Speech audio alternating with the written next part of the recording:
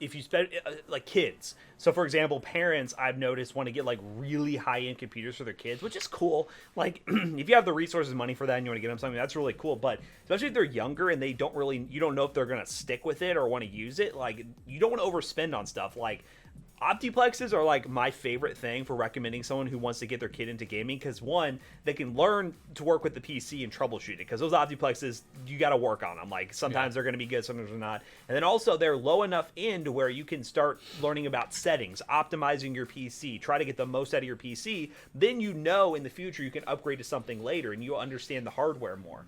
And the other thing too is, I mean, I feel like there's a weird, I don't know, I have a nostalgic feel for upgrading because you want to have better performance. If you start off with the best thing and let's say your gameplay is not the greatest, or like let's say you feel like you could be better, right, but you need something better, you've already gotten that top end to the top end. Like there's nothing you can do at that point to be better. Like it'd be like buying the world's fastest car for your first car. Nothing's ever going to be better. You know what I mean? I get eventually something will be better, but you got to start off with the Honda Civic, rise that a little bit, and then you go, man, I really want something cooler and faster, and then you get passionate about it. You start to love doing it. Yeah. But if you start off with like something super amazing, at that point you just kind of you're like a spoiled kid. You know what I mean? Like you're not ever gonna want anything that's gonna go below freaking 300 FPS. You're not gonna want anything that can't support a 300 hertz gaming monitor and at 4K resolution. Like you got to start off as a broke boy. Yes, pretty much. And go from there.